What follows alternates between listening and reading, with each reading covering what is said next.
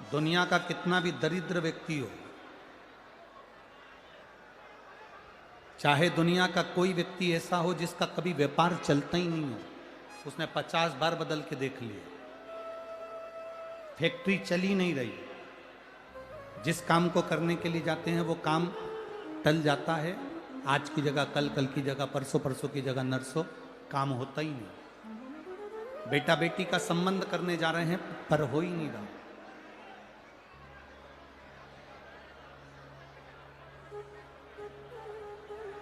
कितना भी दरिद्र से दरिद्र व्यक्ति हो, कितना भी दीन से दीन व्यक्ति हो, एक नियम वो अगर अपनी जिंदगी में बना ले, प्रदोष काल में, प्रदोष के समय पर बेलपत्री के वृक्ष के नीचे एक बार जाकर नमन करना और प्रदोष काल में शंकर भगवान के मंदिर में दिया लगाना, ये दो चीजें अगर वो 3 महीना भी लगातार कर ले तो उसके जीवन में कभी कोई समस्या आ ही नहीं सकती, कोई दुख आ ही नहीं सकता। एक नियम बना, जब कोई कहते तुम्हारे जीवन में कष्ट ही कष्ट है, तब एक काम चालू करो, शिव की आराधना।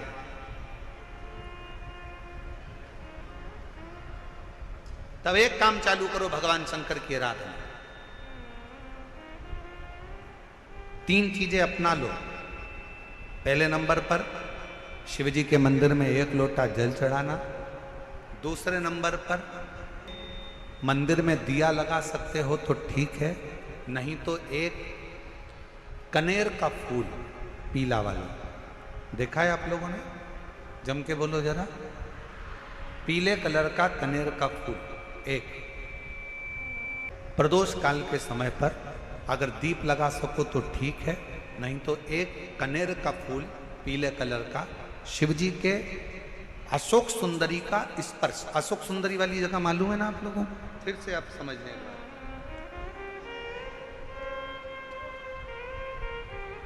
ये शिवलिंग, जलाधारी, ये चरण, राइट में गणेश जी, लेफ्ट में कार्तिकेय जी, मध्य भाग में जो एक मोटी सी लाइन होती है वो अशोक सुंदरी का स्थान होता है। जहां पर शिवलिंग रखा हुआ है ये पार्वती जी का हस्त कमल। शिवलिंग के ऊपर जो कलश में से एक एक बूंद पानी गिरता है वो शंकर जी की 5 लड़कियां, जया, विषहरा, शामली बारी, दौतली, देव। शिव जी के 6ठे नंबर की लड़की अशोक सुंदरी मध्य भाग में।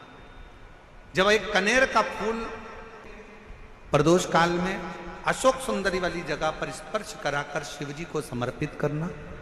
3 क्रम है, अगर बन सके तो करो। पहला 1 लोटा जल चढ़ाना। दूसरे नंबर पर अगर बहुत ज्यादा तकलीफ की जिंदगी चल रही हो, बहुत कष्टमय जीवन चल रहा हो और सब ने कह दिया कि तुम्हारी किस्मत में तो धक्के ही लिखे हैं, केवल आप धक्के ही खाओगे, तो एक कनेर का पुष्प प्रदोष काल में अशोक सुंदरी का स्पर्श कराकर शिवलिंग पर चढ़ाओ और शिव की आराधना और दिल से बाबा को पुकारते रहो, श्री शिवाय नमस्तु, श्री शिवाय नमस्तु। और मेरी जीजियों, मेरे जीजाओं, मेरी बेटियों, बेटाओं, मेरी माताओं, एक बात और आपसे कहना चाहूँ। जब आप पशुपतिनाथ का व्रत करो ना, पशुपति व्रत को अगर आप धारण करो, या सोमवार का व्रत करो, या शिवरात्रि का व्रत करो, या प्रदोष का व्रत करो, या आप शंकर जी के मंदिर में जाकर कोई उपास, कोई व्रत, कोई पूजन कर रहे हो ना, तो एक निवेदन और आज इस व्यासपीठ से करें आप लोगों के लिए। आपकी पूजन की थाली में सब कुछ है, सब कुछ। और जो आपके पास में बैठकर पूजन कर रही है उसकी थाली में अगर कोई कमी रह गई है ना, तो शिव महापुराण ये भी कहती है कि शंकर के सामने बैठकर किसी की पूजन की थाली में भी कमी मत देखो, बन सके अपनी पूजन की थाली में से थोड़ा सा सामान उसकी थाली में रख दो। प्रयास करना कि वो कमी ना देखी जाए। अगर हम भगवान की साक्षी में भी अगर कमी देखेंगे तो हमारे जीवन में कमियां बढ़ती चली जाए। हम क्यों कमी? ए गुरुजी, हमारी टेम्परेरी नौकरी है, बहुत कष्ट में, हम क्या करें? हम कहीं मत जाओ, तुम्हारे नजदीक में जो शंकर का मंदिर है उस मंदिर में जाकर झाड़ू लगाना प्रारंभ कर दो। तुम्हारे शिव जी के मंदिर में कहीं पोछा लगाना प्रारंभ कर दो। तुम्हारे शंकर के मंदिर में थोड़ा सा चंदन घिसना प्रारंभ कर दो। नौकरी पर जाओ, ड्यूटी पर जाओ, बच्चों को संभालो, परिवार को संभालो, उसमें से थोड़ा सा समय शंकर जी को देना प्रारंभ करो। थोड़ा सा समय निकालना शिव जी के लिए, थोड़ा सा समय। ए गुरुजी, अभी मेरी तनख्वाह तो मात्र 8,000 रुपए मिलती है, प्राइवेट जॉब कर रहा हूं, परिवार बड़ा है, गुरुदेव दिल्ली जैसे शहर में रह रहा हूं, बहुत दुख का जीवन चल रहा है, क्या करूं? किसी को हाथ नहीं दिखाना, किसी को पत्रिका नहीं दिखाना, किसी को भाग्य नहीं दिखाना, अब जो कुछ दिखाना अपने शंकर को दिखाना, उसके मंदिर में सेवा करना प्रारंभ करो। और मेरे बाबा तेरी सबसे बढ़िया। यदि कोई एक बार भी शिवालय की ओर चले जाता है, शंकर की ओर बढ़ जाता है, शिवालय की ओर बढ़ जाता है, तो उसके पितर, उसके पूर्वज और उसके जीवन में कितने भी दोष हों, वो सारे के सारे दोष समाप्त होते चले जाते, सारे दोष। और शायद इसीलिए शिवजी पर चढ़ाया गया एक लोटा जल हमारे घर का पितृदोष हो चाहे अन्य दोष हो, वो भी समाप्त कर दे। कितना सुंदर कहा है।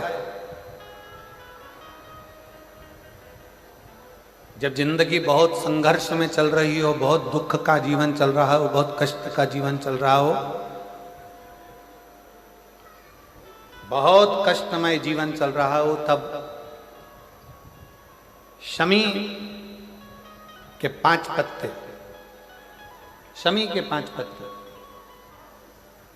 एक दुर्वा के साथ एक अक्षत चावल का एक दाना, वो भी हल्दी में भिंगोया हुआ हो या केसर में भिंगोया हुआ हो, शमी पत्र 5, एक दुर्वा, एक चावल का दाना, जो दिल से हृदय से बेलपत्री के वृक्ष के नीचे पार्थिव लिंग का निर्माण कर कर मट्टी का शिवलिंग बनाकर प्रदोष काल में, मतलब शाम के समय पर शिवलिंग बनाकर उस पे जल चढ़ाकर, जो ये 5 शमी का पत्र, एक दुर्वा और एक चावल का दाना, अपनी कामना कर कर जो दुख चल रहा है बाबा से विनय कर कर एक एक पत्ता जब समर्पित कर दे, फिर एक दुर्वा समर्पित कर दे, फिर एक चावल का दाना समर्पित कर दे और बाबा का वहीं पर पुनः विसर्जन कर दे, 3 महीना तो जाने दो, 15 दिन के अंदर वो दुख कटता जरूर है, चाहे कोई भी दुख, किसी भी तरह का दुख क्यों न। एक बेलपत्र के वृक्ष की परिक्रमा करने वाले को हजारों अश्वमेध यज्ञ का फल प्राप्त हो जाता है, हजारों अश्वमेध यज्ञ का फल प्राप्त हो जाता है। उसी तरह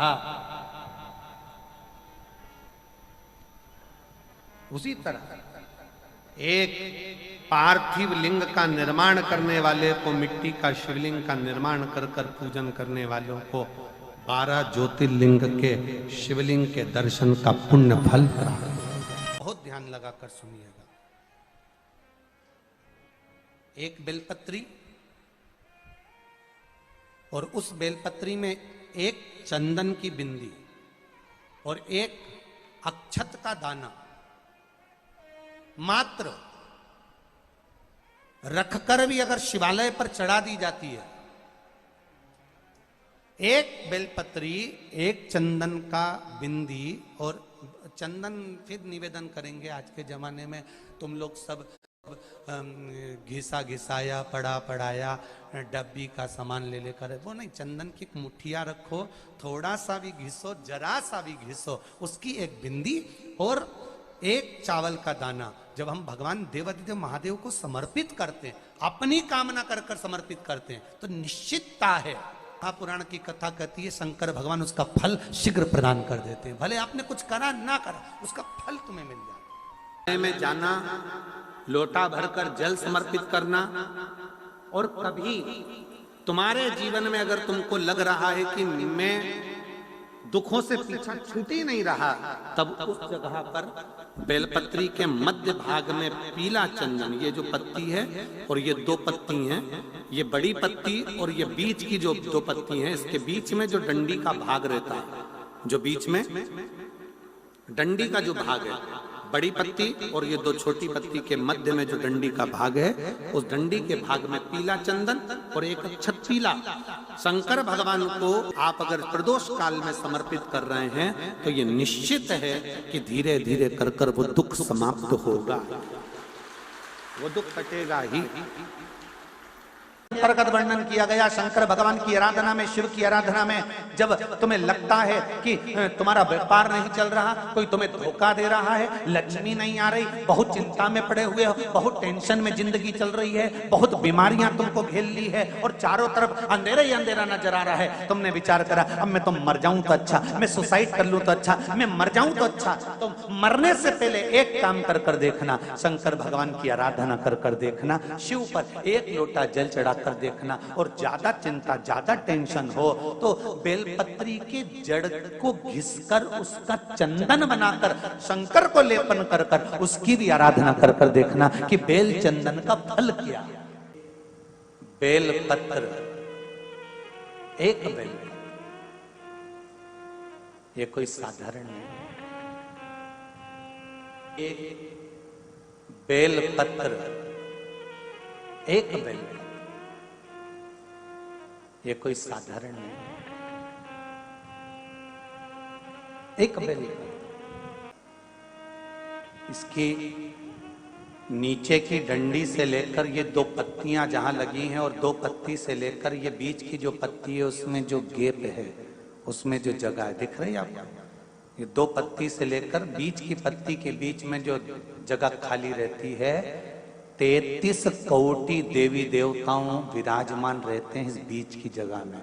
जब शिव जी को चढ़ाया जाता है तब इस पत्ती के बीच की जगह शंकर के शिवलिंग पर रखा जाता है, तो शिव जी इतने प्रसन्न होते हैं कि मेरी स्तुति करने के लिए ये भक्त 33 कोटि देवताओं को लेकर आया है, मेरी स्तुति करने के लिए। लोग चावल लाए, लोग अंबारियां लाए, धन लाए, दौलत लाए, संपदा लाए, पर एक शंकर का भगत ऐसा होता है जो एक बेलपत्री के रूप में 33 कोटि देवताओं को, 64 योगिनियों को, आदि शक्तियों को शंकर को समर्पित करता है।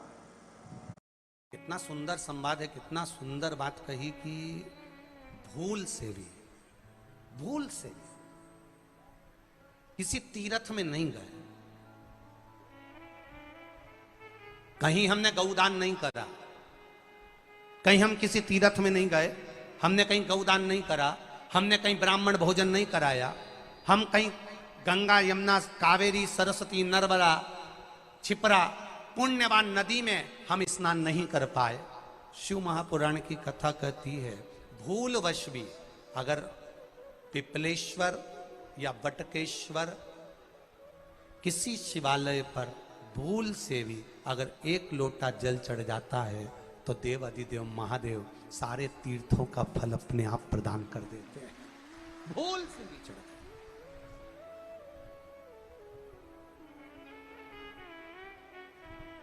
एकांतेश्वर महादेव किसी तीर्थ में नहीं गए, कहीं हमने गौदान नहीं करा, कहीं हम किसी तीर्थ में नहीं गए, हमने कहीं गौदान नहीं करा, हमने कहीं ब्राह्मण भोजन नहीं कराया, हम कहीं गंगा यमुना कावेरी सरस्वती नर्मदा छिपरा पुण्यवान नदी में हम स्नान नहीं कर पाए। शिव महापुराण की कथा कहती है भूलवश भी अगर पिपलेश्वर या बटकेश्वर किसी शिवालय पर भूल से भी अगर एक लोटा जल चढ़ जाता है तो देव अधिदेव महादेव सारे तीर्थों का फल अपने आप प्रदान कर देते हैं। भूल से भी चढ़ जाए।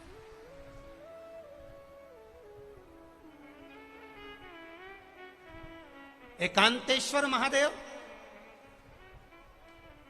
जो कि एकांत में बैठा हुआ है, एकांतेश्वर महादेव अकेला बैठा है अलमस्त होकर।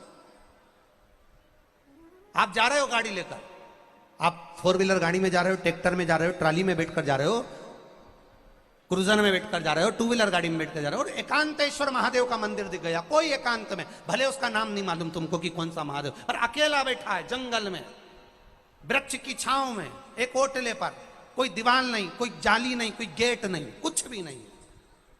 ये शिव मंदिर में जाकर एक लोटा जल समर्पित करती थी।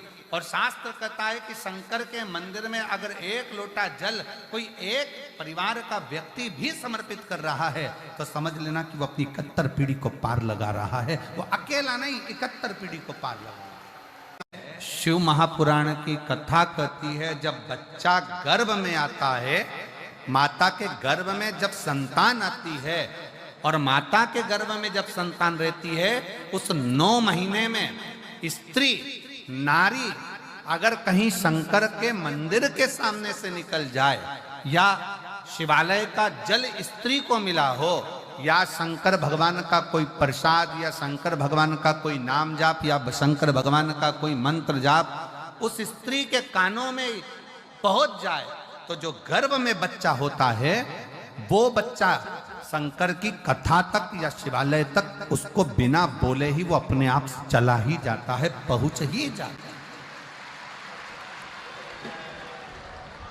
उस गर्भ में रहने वाले बच्चे को भगवान शंकर के मंदिर के सामने से भी कोई गर्भवती स्त्री निकल कर चली जाती है तो उसका भी फल उसको प्राप्त हो जाता है,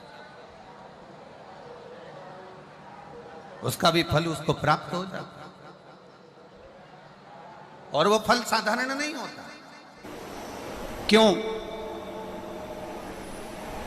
बेलपत्री को जब भी चढ़ाया जाता है तो पीछे की डंडी पकड़कर नहीं चढ़ाया जाता। बेलपत्री को चढ़ाने के लिए मध्य भाग को, जैसे यह बेलपत्र होता है तो इसका मध्य की जो डंडी होती है, मध्य भाग होता है बेलपत्री का, तब मध्य भाग को पकड़कर हम भगवान शंकर को बेलपत्र समर्पित करते हैं। कोई भी बेलपत्र ऐसे नहीं चढ़ाता कि डंडी पकड़ के चढ़ा दिया, फिर पीछे की डंडी पकड़ के चढ़ा दिया, फिर पीछे की डंडी पकड़ के चढ़ा दिया, फिर डंडी पकड़ा, फिर चढ़ा दिया ना। मेरे देवादिदेव महादेव को जब भी बेलपत्र चढ़ाया जाता है तो मध्य भाग, पीछे की डंडी पकड़कर नहीं, मध्य भाग से भगवान शंकर को बेलपत्र समर्पित किया जाता। मध्य भाग से जब भी पकड़ेंगे तो मध्य भाग को पकड़कर बेलपत्र समर्पित करेंगे। क्यों?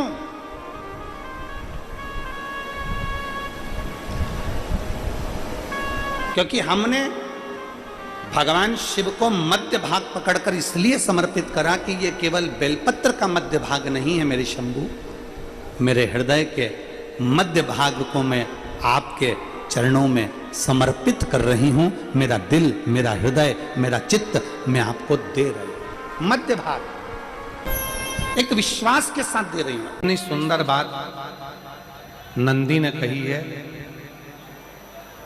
नंदी ने ये बात जो कही वो वास्तव में बड़ी सुंदर है कि मान लो यदि कोई कार्य तुम्हारा हो नहीं रहा और पूरी दुनिया में तुमने कर कर देख लिया, बहुत प्रयास कर कर देख लिया, तो भी वो कार्य अगर तुम्हारा नहीं होता तो फिर एक काम करो कि शिव की स्तुति करो, शंकर की स्तुति, शंकर का गुणगान, शंकर की भक्ति, शंकर का स्मरण।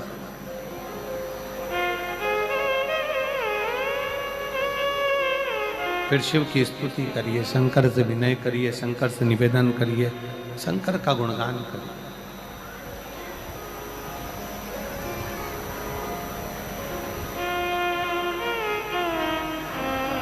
पर भगवान की भक्ति होती कब?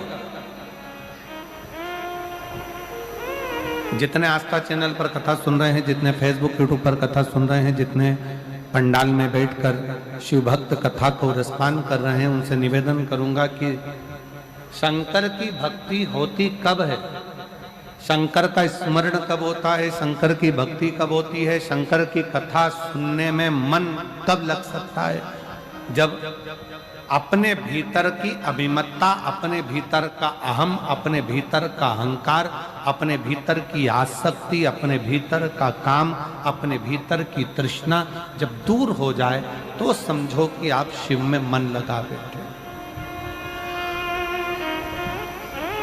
कितने सारे लोग बैठे हैं यहाँ पर कथा में, सब पंडालों के अंदर लोग शिव भक्त बैठे हुए हैं। कई लोग ऐसे भी होंगे जिनका आकर बैठ तो गए पर दिल नहीं लगता।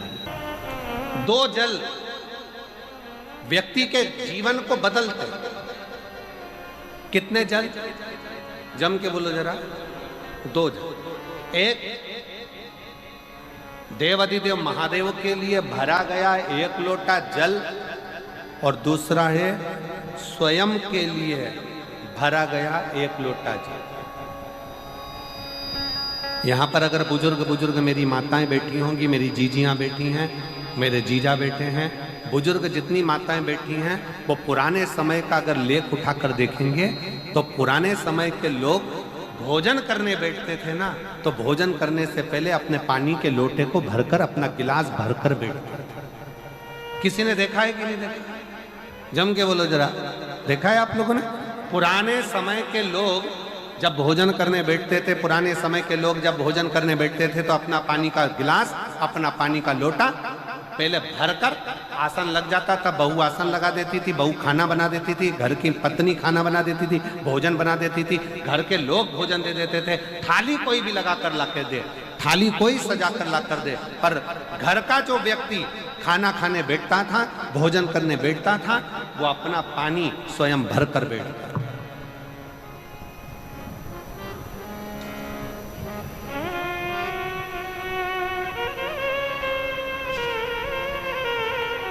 अब आज के जमाने में दुनिया के लोग कहते हैं मैं दुकान चला रहा हूं, दुनिया के लोग कहते हैं मैं घर चला रहा हूं, दुनिया के लोग कहते हैं मैं ये कर रहा हूं। तुम अपना खुद का पानी भरकर तो बैठ नहीं रहे और कह रहे हो कि घर चला रहा हूं। स्वयं का एक गिलास पानी व्यक्ति नहीं भर पा रहा। कितना सुंदर कहा है महाराज जी। बहुत सावधानी से सुनिएगा। दो जगह का जल व्यक्ति के जीवन को बदल देता है। एक शिव के लिए भरा गया जल और दूसरा स्वयं के लिए भरा गया जल। स्वयं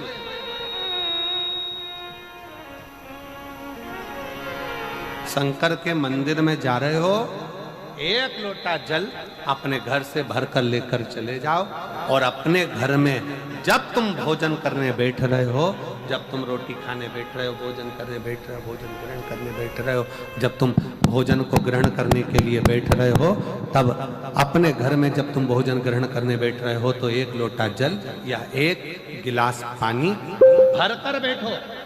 बहू अच्छी है, पानी भरेगी, मना नहीं है। बेटा अच्छा है, पानी भरेगा, मना नहीं है। पोता अच्छा है, पोती अच्छी है, नाती अच्छा है, पंती अच्छा है, घर में सब अच्छे हैं। तुम्हारी पत्नी भी अच्छी है, तुम खाना खाओगे तो वो पानी ला कर दे देगी। तुम्हारी बहू भी अच्छी है, तुम भोजन करोगे तो वो पानी ला कर दे देगी। तुम्हारा परिवार का हर व्यक्ति अच्छा है, तुम्हारा कहना मानता है। तुम जिमने बैठोगे, भोजन करने बैठोगे तो वो पानी ला कर देगा। पर शिव पुराण की कथा कहती है, जो व्यक्ति भोजन करते समय अपना जल स्वयं भर कर बैठता है, उसकी जिंदगी में से 3 रोग समाप्त हो जाते हैं। कितने रोग समाप्त हो जाते हैं? 3।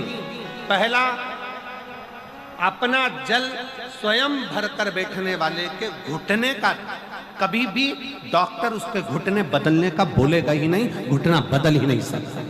स्वयं का जल भर कर बैठे। दूसरे नंबर पर, जिसकी रीढ़ की हड्डी में कमर से लेकर कंधे तक जिसकी हड्डी में दर्द होता हो, या जो सुबह सुबह सोकर उठता हो और उसके कंधे दुखते हो या पीठ दुखती हो।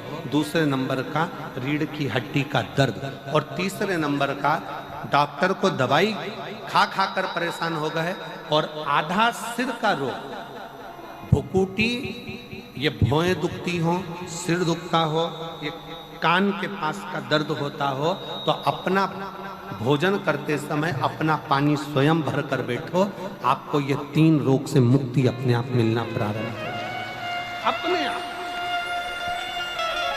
अब किसी ने कहा गुरुजी पत्नी पानी ला कर देती है, पति पानी ला कर देता है, बेटा पानी ला कर देता है, बहू पानी ला कर देती है, पोता पोती पानी ला कर देते हैं, नाती पंती पानी ला कर देते हैं, नौकर लगे घर में वो पानी ला कर देते हैं, सेवादार लगे घर में वो पानी ला कर देते हैं, तो हमको पानी लाना क्यों जरूरी है?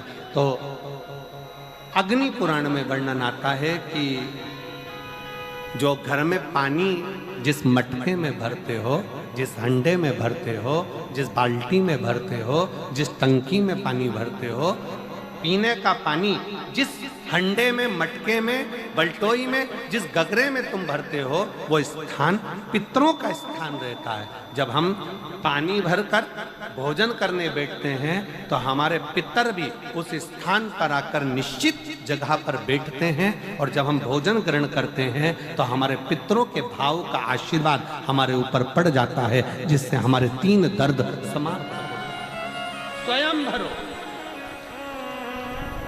स्वयं। अब आज का जमाना इतना विचित्र है कि नौकर चाकर, परिवार, घर इतना बड़ा हो गया।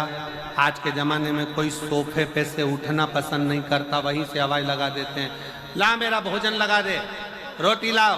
रोटी आई तो मालूम पड़ा पानी ला कर रखा बहू ने। वो बहू ला देगी, बहुत अच्छी है, बहू बेकार नहीं है, बहुत अच्छी है, बेटी बहुत अच्छी है, ला देगी पानी, भोजन भी लाएगी, पानी भी लाएगी, सब कुछ लाएगी। पर पहला फर्ज अपना है, जब तक शरीर चले, पांव चले, हाथ पैर चले, और तुम पलंग पर नहीं पड़े हो, तुम्हारा शरीर अगर चल रहा है तो पहले रसोई घर में जाओ, लोटा भर, लोटा नहीं भर सकते तो गिलास भरो, गिलास नहीं भर सकते तो थोड़ा सा कटोरी में पानी भरो, पर अपने पीने के लिए थोड़ा सा जल स्वयं के लिए लेकर आओ। वो जल इतना कारगर होगा कि तुम्हें रोग से निवारण करता चले जाएगा, रोग समाप्त करता चलेगा।